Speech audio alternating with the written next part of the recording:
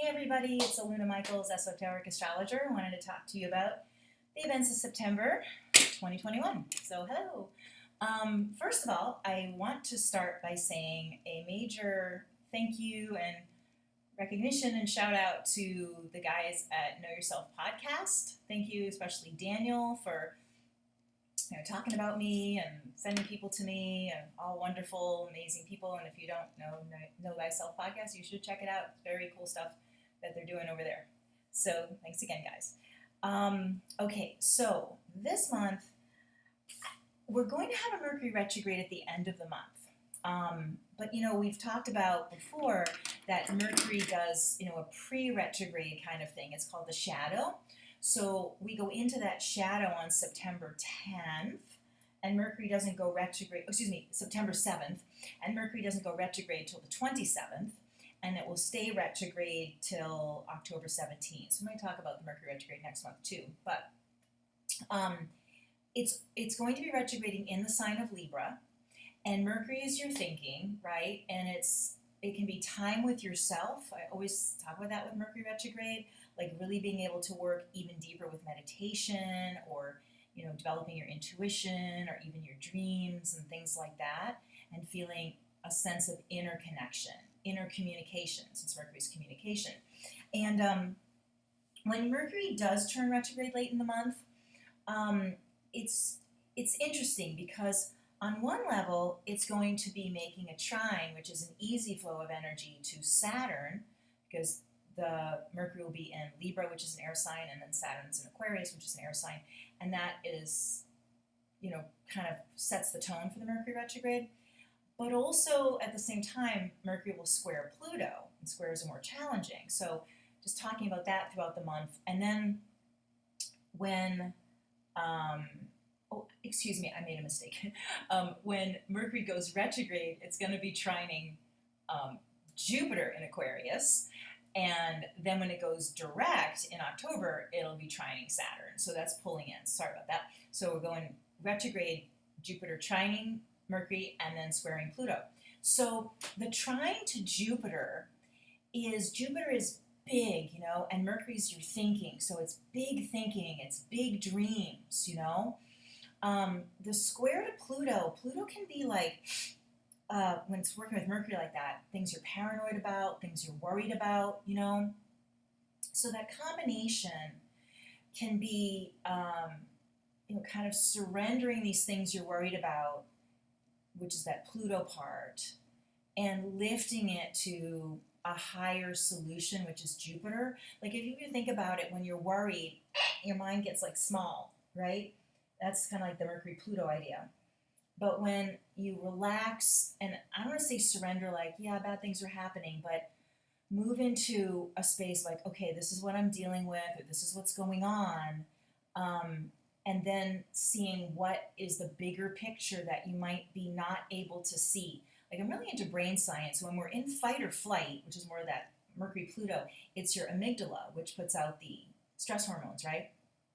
And your amygdala kind of doesn't completely shut down your prefrontal cortex, but it less blood will go towards your prefrontal cortex, which is the reasoning, logical thinking, even wider thinking. Like when we say, I wonder what's going to happen, like in a good way, the imagination combined with logic, and that's the prefrontal cortex, and you kind of lose that rational possibility part of your brain when you're in that amygdala. So with a Mercury, we could either be Mercury-Pluto, or it's assessing what's going on, having self-compassion, or taking some breaths, and then also now the mind can open up into Jupiter, these bigger solutions, the bigger picture. And then if we push forward into the end of the Mercury retrograde with Mercury working with Saturn, Saturn is the manifestation of things, the plan and the action, and like making it happen, following through. So these can be plans that are made, or solutions that you sort of grasp onto that are actually have legs under them and can walk and happen. So now with Mercury being in Libra, has a lot to do with relationships, and that can be romantic relationships or just one-on-one type relationships. and feeling the struggle there, but also solutions, you know? So, and then even if it's not like, it just be your own obsessiveness that can be illuminated with this Mercury retrograde, and say, you know, how much energy does this take? Or is this, how do I feel when I feel this belief, the scary one, or the obsessive one? And what would be, well, how would I feel if I didn't have that belief, you know, that set of thoughts, you know? And that's the freedom of the Jupiter. And then to be able to see, like, what proof do you have that positive evidence that the Jupiter thing can be happening, as opposed to, oh God, you know, with the Pluto. And it's kind of a challenge to say, and again, not to just ignore negative things in your life, but to see some of these things aren't even happening. It's just the way you're framing stuff or concluding things, making conclusions from things. I had an experience, my kitty cat, his name is Strummer, sometimes he makes an appearance here.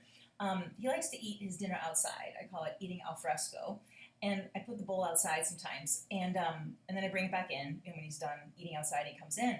And you know, I've had a long day yesterday, and I picked up the bowl and put it on the counter to give him more food, and it was like all these little tiny ants, like lots of tiny ants in the bowl. They were coming out of the bowl, going onto the counter, and I was just so tired, and I thought, ants are everywhere, they're everywhere. And then I was like, huh, okay, that's like, say that's the Pluto, right?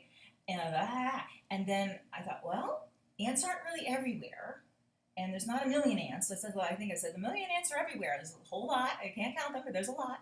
And they're not quite everywhere, but they're around the bowl, and they're sort of moving away from the bowl to find some other crumb, and, you know, and I'll take care of it. But it was like, when I calmed myself by just suddenly this other part came in, it was like, well, they're not really everywhere. You know, they're not like over the whole house, you know. They're not a million. It's covered in ants, you know, just on the bowl, on the counter, and I can take care of this, you know. But I think when we get into, the way you say it or frame it or use certain words that are incendiary, as opposed to the same thing, I'm going to take care of the ants that are in the cat food bowl and on the counter now, but I can say, there's a manageable amount of ants, there's a finite amount of ants. It keeps thinking, oh, there's another one, but there is a finite amount, and I'm going to take care of them, and I can, you know, put the food, you know, whatever, get rid of the food and rewash the bowl. Like, there's a solution to it. But sometimes if you have that language thing, and our heads can use language unconsciously to us, you know, so it's like, oh my God, and when you really say it out loud, there's, you know, this is unmanageable. It's like, well, is it? We could take this step, that step. But that's the kind of difference between the Mercury Pluto and Mercury Jupiter. You know, I still took care of the problem, but when I had different wording around it, and it feels different in your body, and you feel more resourceful.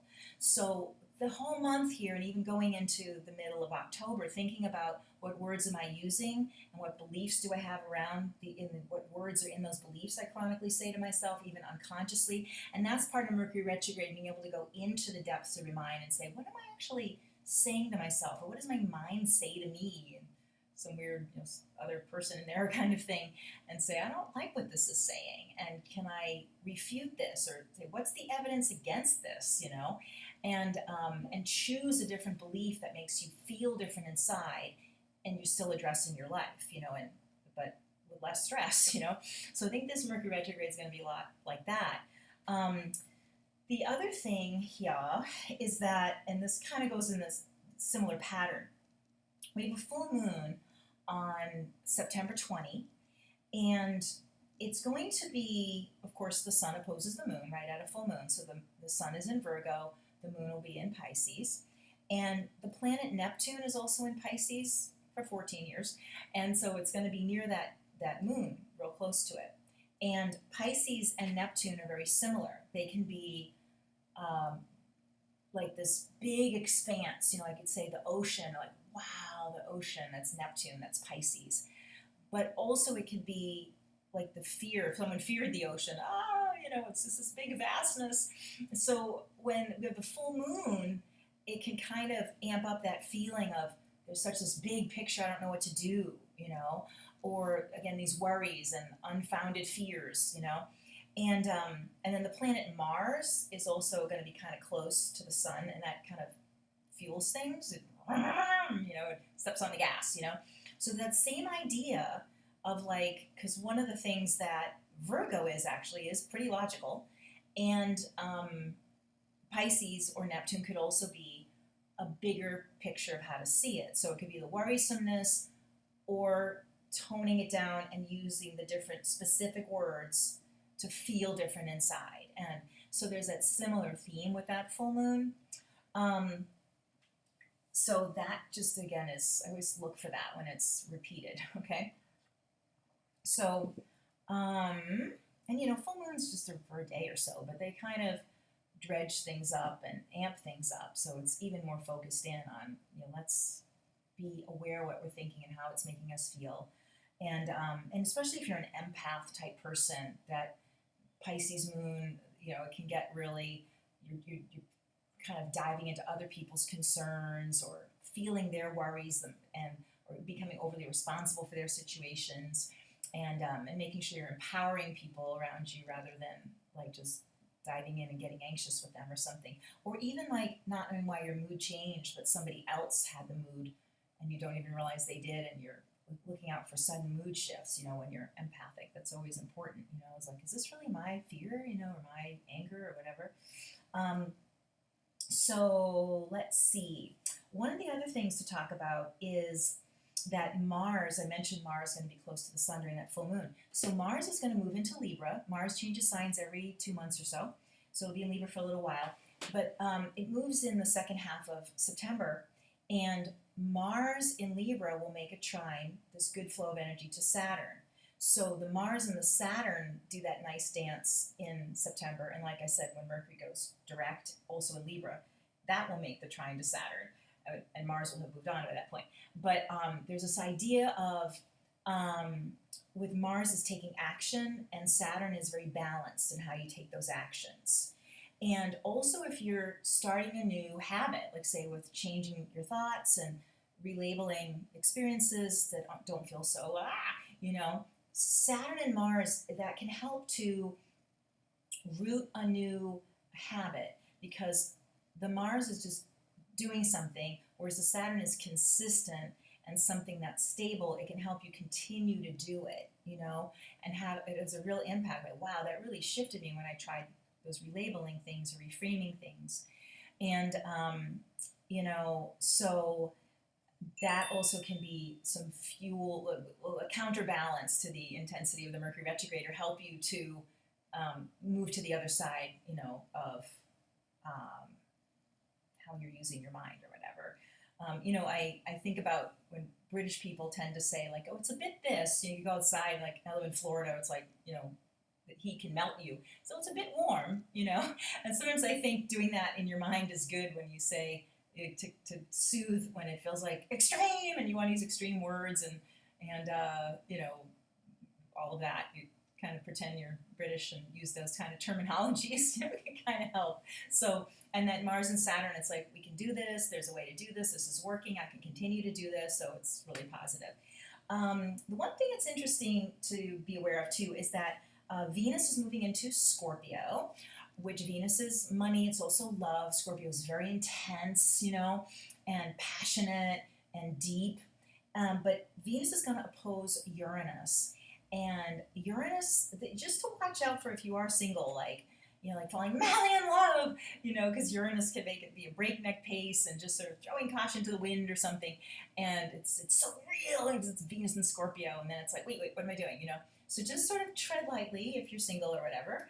Also with spending money, you know, it's like, this is a great deal, and it could just be like, oh, it wasn't so great. You know, it's impulsive buys and that kind of thing. So just make sure things are returnable. You know, Uranus and Venus are kind of doing that. But on the same level, there can be a jump start, like that Uranus is like this burst of energy. It could be like a jump start to your heart, you know, that you could feel more positive and hopeful, and you know, maybe there's more socializing. We're able to do that, which is also Venus. It doesn't have to be love too. It can be just social connections. And Uranus is like, wow, people, you know, this is different, you know. So so being able to kind of get out there again and trust the world again, or trust people, or get close, and so that's kind of a nice little jump start. But just watching out for going too far over the other side, because Uranus can be extreme. So let me see. Is there anything else? I think I've covered it all. Okay. So I hope you have a good September. And please let me know if you want to get a session from me. You can text me 248-583-1663. It's down there in my, if you're seeing this on YouTube, my number's right there. You can find me on my website, alunamichaels.com. And, oh, my book on Amazon Kindle, the 12 gifts of, no, the spiritual gifts of the 12 astrological signs. And hope you're doing well. And again, you can put comments in the YouTube, but I don't getting notifications very easily from that. So best to work with my website or phone number if you do go through the YouTube. Sorry if I haven't responded yet, but I'll get to those. I will see you later, and bye-bye for now.